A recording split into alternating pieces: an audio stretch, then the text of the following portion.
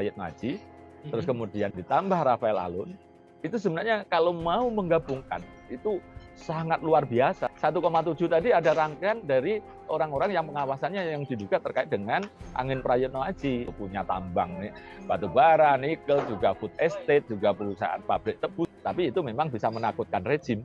Karena diduga beberapa perusahaan besar itu juga nyumbang zaman kampanye. Pemerintah nanti habis, ya sudah selesai. Gitu. Jangan sampai nanti kita tertipu.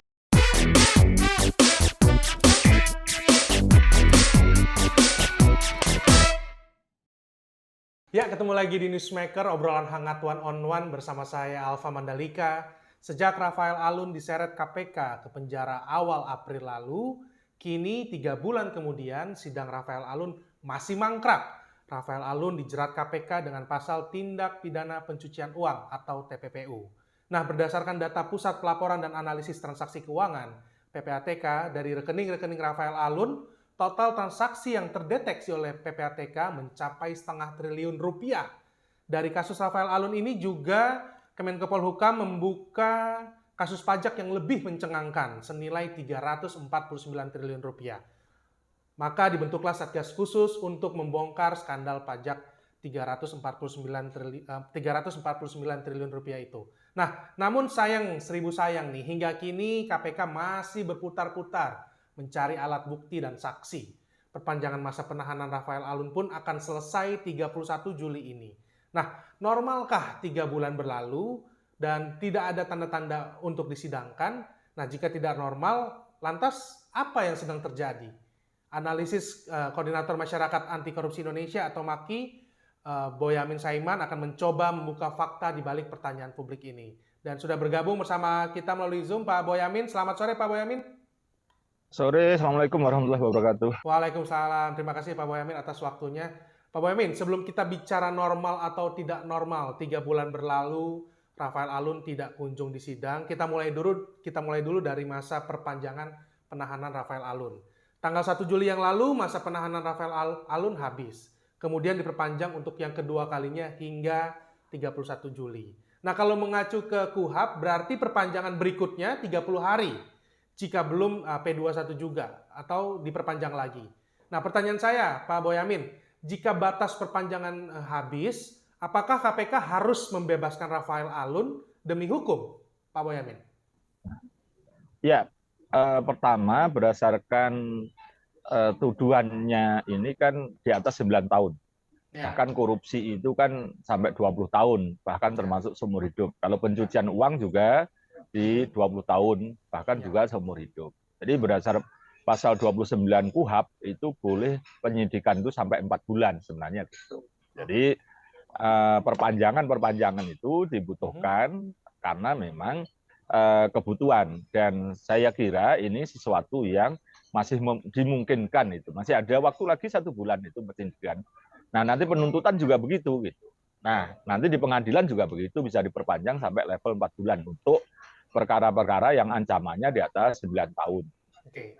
Saya masih memaklumi KPK karena terbukti memang bekerja mencari alat bukti yang lain sebanyak-banyaknya. Okay. Misalnya terakhir minggu kemarin menemukan tempat untuk refleksi. Gitu. Nah, jadi kalau sepanjang KPK masih bekerja mencari alat bukti yang lain, gitu, maka itu kita masih memaklumi. Dan kenapa? Ya bisa aja sebenarnya 1 bulan selesai yang kira-kira hanya kos-kosan misalnya, terus kemudian selesai. Gitu. Ya, itu artinya kita rugi malahan. Jadi yang didapatkan bulan pertama, bulan kedua itu misalnya kos-kosan dan rumah di Jogja. Nah, itu kan baru berapa puluhan miliar lah kira-kira kan.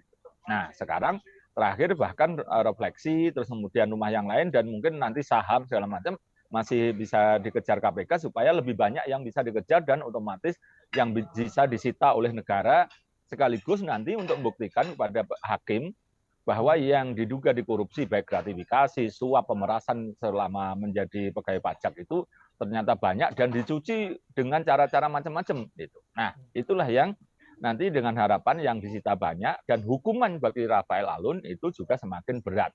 Gitu. Jadi sepanjang itu saya yakin sih masih bisa kita toleransi. Tapi nanti kalau kira-kira bulan keempat itu tidak ada tanda-tanda itu dan putusannya kemudian dinyatakan bebas demi hukum karena habis masa penahanan, baru kita permasalahkan dan termasuk saya gugat pra peradilan nanti. Tapi saya yakin kalau melihat situasi yang sekarang, karena toh misalnya KPK menyidangkan di bulan pertama atau kedua pun sudah memenuhi syarat bukti karena sudah ditemukan kos-kosan misalnya. Jadi saya malah mendorong KPK sisa waktu yang ada ini kejar yang lain. Jangan hanya berupa aset yang artinya nampak seperti rumah, kos-kosan, tempat refleksi. Kejar juga kira-kira saham atau kepemilikan yang lain dititipkan orang, investasi dan lain sebagainya. Harus meningkat ke sana. Kira-kira itu Alfa. Oke, Pak Boyamin, kalaupun P21 sudah keluar, belum tentu langsung sidang secepatnya digelar. Kasus Verdi Sambo misalnya, kasus mantan Kadif Propam Polri terpidana pembunuhan Joshua itu sudah P21 September 2022, tapi sidang baru digelar sebulan kemudian, di bulan Oktober. Nah, perpanjangan masa penahanan terus terjadi nih, Pak. Jadi publik harus bersiap-siap juga nih, kasus Rafael Alun ini bisa jadi juga akan bertele-tele sampai berbulan-bulan ke depan. Belum akan sidang. Begitu ya, Pak Boyamin ya? Iya, bisa begitu. Tapi dalam pengertian masa penuntutan itu jaksa, penuntut umum juga bisa nahan 4 bulan.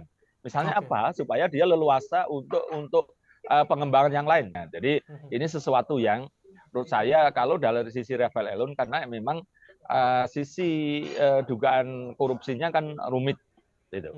Sampai punya kantor konsultan pajak. Nah, kantor konsultan pajak ini kan ya memang bisa aja harga normal, tapi kan kemudian diarahkan ke sana dan bisa dibantu kalau lewat sana. Ini kan sudah konflik kepentingan.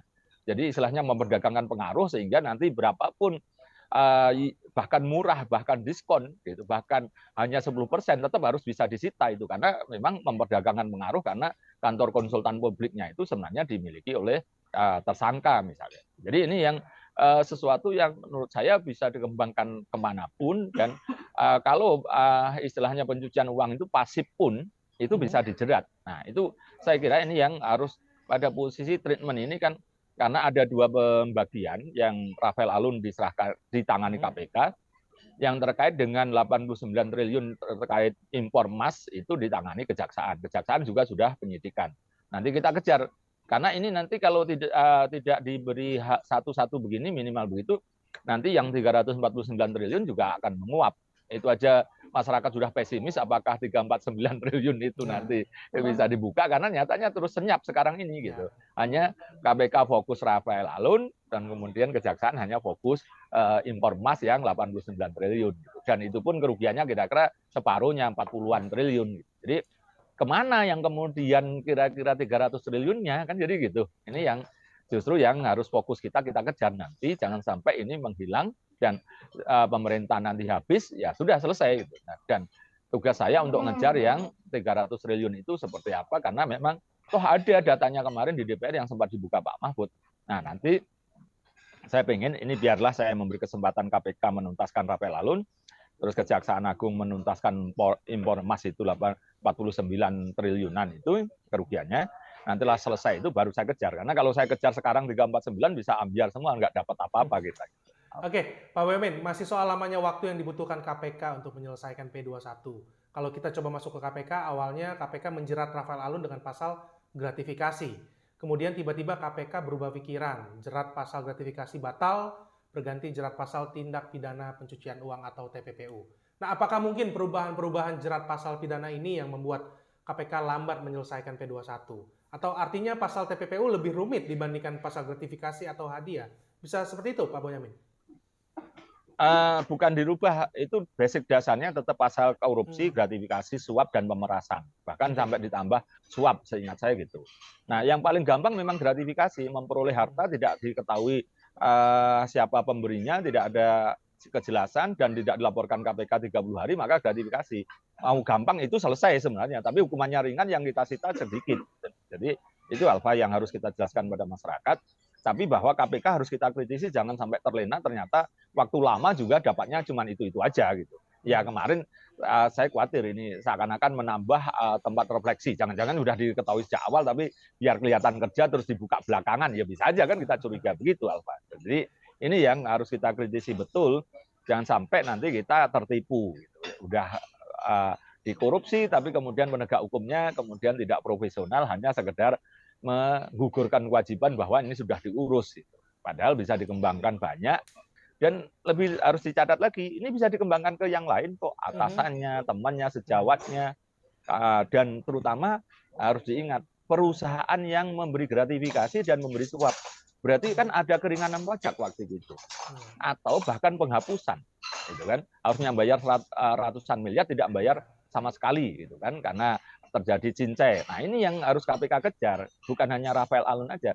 Yang supaya ini duit yang kita dapatkan makin banyak, maka harus dibedah juga siapa pemberi dan perusahaan-perusahaan mana aja yang mendapat keringanan atau dibantu oleh Rafael Alun.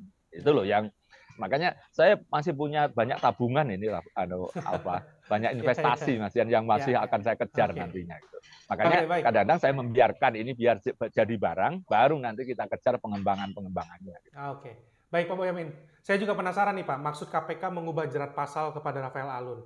Di mata awam saya nih Pak, gratifikasi berarti KPK harus mencari tahu siapa oknum wajib pajak yang pernah memberi hadiah kepada Rafael Alun. Nah, jika nama wajib pajak adalah nama besar, bahkan mungkin pejabat yang juga pengusaha, maka nama itu harus dibuka oleh KPK di persidangan.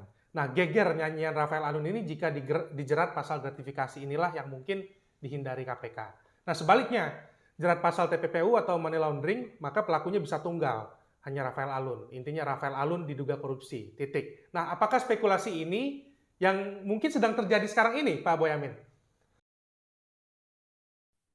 Ya, tetap saya harus beri pengertian. Gratifikasi masih tetap ada kok. Tapi gratifikasinya kita harus tetap curiga jangan-jangan yang kecil dari perusahaan kecil. Terus baru kemudian pencucian uang yang tidak tahu asal usulnya. Padahal kalau pencucian uang itu juga harus jelas asal uangnya dari siapa yang dicuci. Kalau tidak jelas malah unsurnya jadi hilang, alat buktinya jadi hilang. Hanya kemudian kembali lagi gratifikasi karena tidak dilaporkan kan itu. Nah, kan kalau ini mau dikerdilkan, ya gratifikasi kemudian dicuci. Cuman gitu aja, tidak dicari siapa yang memberinya. Maka harus kita kejar betul KPK, siapa pemberi dan siapa yang diuntungkan. Dan semua wajib pajak yang pernah berkaitan dengan diurus oleh Rafael Alun atau kantor akuntan publiknya dibongkar lagi. Dan saya yakin ini banyak nanti perusahaan besar. Karena saya mendapatkan informasi banyak perusahaan besar yang diduga diurus oleh Rafael Alun dan kelompoknya atau dengan akuntan publiknya. Jadi dan bahkan nilainya kadang-kadang saya bombastis itu dari informasi yang saya terima. Tapi ini kita serahkan KPK lah. Apapun asas praduga tidak bersalah dan kalau sepanjang KPK bisa menemukan ya kita dorong. Kalau tidak ya nanti kita gunakan cara-cara lain untuk supaya ini tetap bisa dibongkar. Oke, Pak Boyamin, jika spekulasi bahwa pasal money laundering lebih aman, tidak menyeret nama besar dibandingkan pasal gratifikasi, apakah bisa dikatakan memang ada nama besar yang harus dilindungi nih dari kasus Rafael Alun? Nah, apakah Maki punya data-data kemungkinan nama-namanya nih, Pak Boyamin?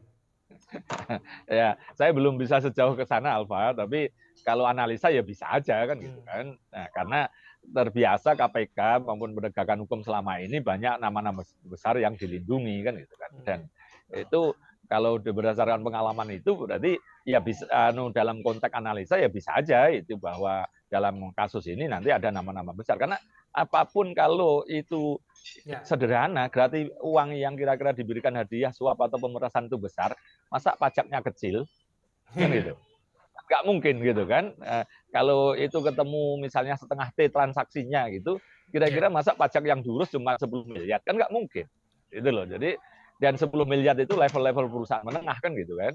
Nah, itu kan kalau sampai di angka ratusan miliar ya perusahaan-perusahaan besar kan gitu kan.